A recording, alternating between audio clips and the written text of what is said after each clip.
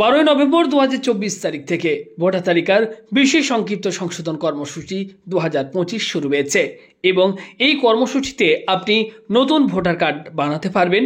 Voter কার্ডে যদি আপনার কোনো রকম ভুল আপনার থাকে সেই সমস্ত ভুলগুলো এই সময় আপনি সংশোধনও করতে পারবেন।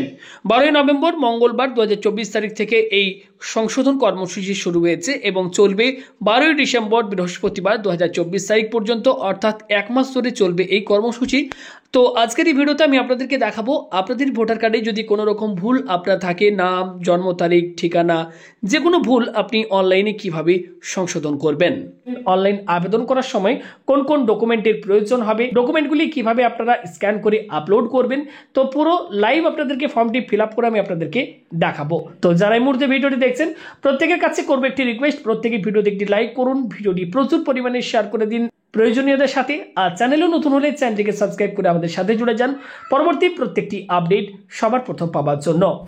দেখুন, এর জন্য আপনারা কি করবেন, আপনাদের ফোনের যে কোনো ব্রাউজার ওপেন করবেন এবং সেই ব্রাউজারে গিয়ে আপনারা টাইপ করবেন ভোটার সার্ভিস পোর্টাল। ওকে, এই যে দেখতে পাচ্ছেন voter.eci.gov.in, এই অফিসিয়াল ওয়েবসাইট আপনারা চলে আসবেন, ডেসক্রিপশন বক্সের লিঙ্ক দেওয়া থাকবে। অফিসিয়াল ওয়েবসাইটে আসার পর সবার প্রথম আপনাদেরকে যেটি করতে হবে, যদি প্রথমবার আপনি ভিজিট করছেন এই অফিসিয়াল ওয়েবসাইটে, এখানে এসে আপনাদেরকে সাইন আপ বটনে এখানে ক্লিক করে আপনাদেরকে প্রথমে রেজিস্ট্রেশন অর্থাৎ সাইন আপ করে নিতে হবে। এখানে আপনি প্রথমে আপনার মোবাইল নাম্বার দেবেন, এরপর এখানে ইমেল আইডি বসাবেন, ক্যাপচা কোডটি বসাবেন, এরপর কন্টিনিউ অপশনে ক্লিক করে আপনার সমস্ত ডিটেলসগুলি দিয়ে প্রথমে আপনারা সাইন আপ করে নেবেন। এরপর আপনার মোবাইল নাম্বার এবং যে পাসওয়ার্ডটি আপনি সেট করবেন সেই পাসওয়ার্ডটি দিয়ে আপনারা প্রত্যেকে লগ ইন করে নেবেন। তো অলরেডি আমার এক্ষেত্রে লগ ইন আইডি রয়েছে, তাই আমি আপনাদেরকে সেই প্রসেসটি দেখাচ্ছি না। প্রত্যেকে আপনারা কিন্তু অবশ্যই সাইন আপ করে তারপরে কিন্তু অ্যাপ্লাই করতে পারবেন। তো এক্ষেত্রে আমি আমার মোবাইল নাম্বার এবং পাসওয়ার্ড বসিয়ে লগ ইন করে নিয়েছি। যখন আপনারা লগ ইন করবেন দেখবেন আপনার কাছে ঠিক এরকম টাইপের ড্যাশবোর্ড ওপেন হবে। এখানে ড্যাশবোর্ডে আসার পর আপনারা কি করবেন, একটু স্ক্রল করে নিচের দিকে আসবেন। আসার পর এখানে আপনারা একটি অপশন পাবেন, shifting of residence or correction of entries in existing electoral role. দেখতে পাচ্ছেন এখানে রয়েছে এই একটি ফর্ম, এই যে রয়েছে ফর্ম 8, এই ফর্ম 8 ফিল আপ করে আপনারা কিন্তু এই কাজগুলি করতে পারবেন। একটি ফর্মের মাধ্যমে রেসিডেন্স শিফট অর্থাৎ এক জায়গা থেকে আরেক জায়গায় চলে গেছেন একই বিধানসভার মধ্যে, সেক্ষেত্রে এই ফর্ম ফিল আপ করতে পারবেন। 8 নম্বর, correction of entries in existing electoral roll, অর্থাৎ আপনার ভোটার কার্ডে কোনো রকম ভুল রয়েছে সেটি কারেকশন করতে চান।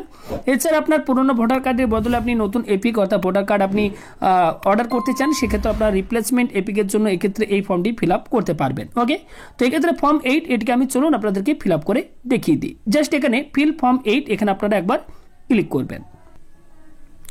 ক্লিক করার পর দেখুন এখানে আপনাদের কাছে এরকম টাইপের একটি মেসেজ হবে। এখানে বলা হবে অ্যাপ্লিকেশন ফর সেলফ এবং পাশে রয়েছে আদার ইলেক্টর।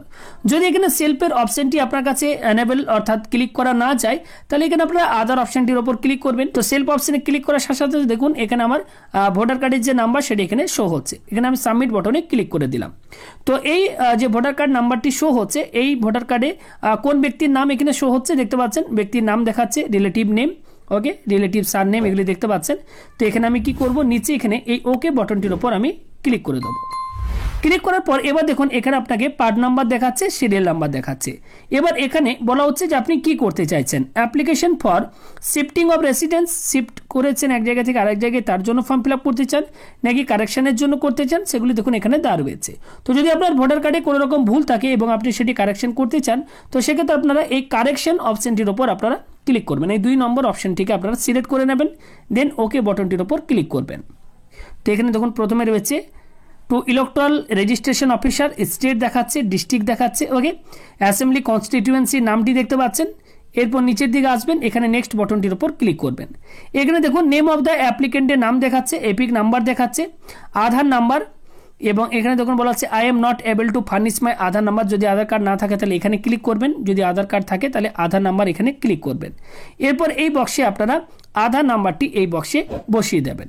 এরপর এখানে মোবাইল নাম্বারটি আপনি কার্ড দিতে চাইছেন নিজের নাকি আপনার পরিবারের ফাদার মাদার বা অন্য কারো, তো সেক্ষেত্রে আপনারা এখানে ক্লিক করতে পারেন। যদি নিজের দেন তাহলে সেলফ অপশনটির উপর ক্লিক করে এখানে নিজের মোবাইল নাম্বারটি বসিয়ে দেবেন।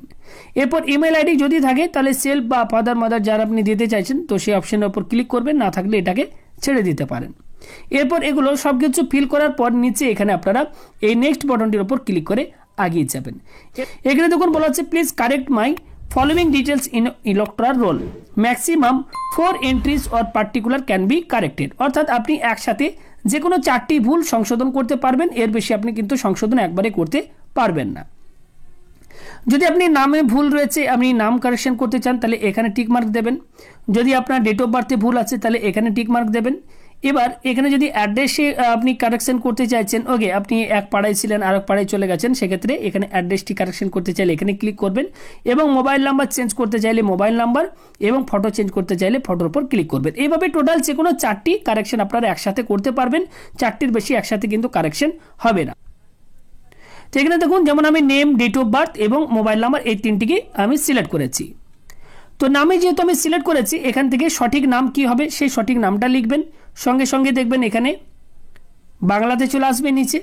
এরপর টাইটেল, সারনেমের জায়গায় এখানে টাইটেলটি বসিয়ে দেবেন। ডেট অফ বার্থে এখানে ক্লিক করে আপনারা ডেট অফ বার্থটা বসিয়ে দেবেন। এই ক্যালেন্ডারে এখানে আপনারা সিলেক্ট করে ডেট অফ বার্থটি বসিয়ে দেবেন, এখানে সিলেক্ট করে দেবেন। এরপর মোবাইল নাম্বারের এখানে আপনি যে মোবাইল নাম্বারটি লিঙ্ক করতে চাইছেন সেই মোবাইল নাম্বারটি এখানে বসাবেন। এরপর সেন্ড ওটিপি অপশনটির উপর আপনারা ক্লিক করবেন। আপনার ফোনে যে ওটিপিটি আসবে সেই ওটিপিটি এই বক্সে আপনারা বসিয়ে দেবেন। ওকে, এখানে বসিয়ে ভেরিফাই অপশনটির উপর ক্লিক করবেন।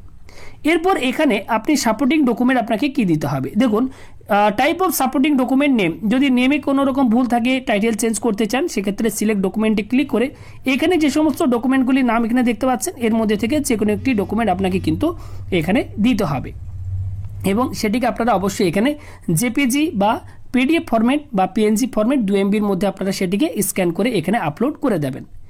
এরপর নেক্সট এখানে ডেট অফ বার্থের প্রুফ হিসেবে এখানে যা যা ডকুমেন্টের কথা বলা হয়েছে, এর মধ্যে থেকে যে কোনো একটি ডকুমেন্ট আপনারা এখান থেকে সিলেক্ট করে এখানে আপনারা পিএনজি বা পিডিএফ বা জেপিজি ফরম্যাটে 2 MB মধ্যে স্ক্যান করে এখানে আপনারা আপলোড করে দেবেন।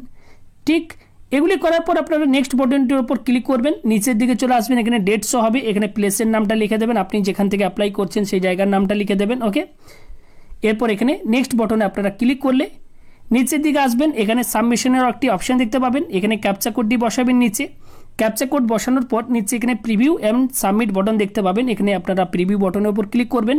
ফর্মটি প্রিভিউ আকার আপনার কাছে শো হবে, কিছু ভুল যদি থাকে সেটাকে আপনারা অবশ্যই এডিট করে নেবেন। যদি সব কিছু ঠিক থাকে তাহলে আপনারা ফাইনাল সাবমিট বাটনটির উপর ক্লিক করে দেবেন। সঙ্গে সঙ্গে একটি অ্যাকনোলেজমেন্ট নাম্বার জেনারেট হয়ে যাবে, সেই নাম্বারটি অবশ্যই আপনার নিজের কাছে রাখবেন, এবং সেই নাম্বারটি দিয়ে আপনারা কিন্তু মাঝে মাঝে স্ট্যাটাস চেক করতে পারবেন যে আপনার অ্যাপ্লিকেশনটি অ্যাপ্রুভ হয়েছে নাকি রিজেক্ট হয়েছে। আশা করি বোঝাতে পারলাম। ভালো লাগলে অবশ্যই লাইক করে ভিডিওটি শেয়ার করে দেবেন।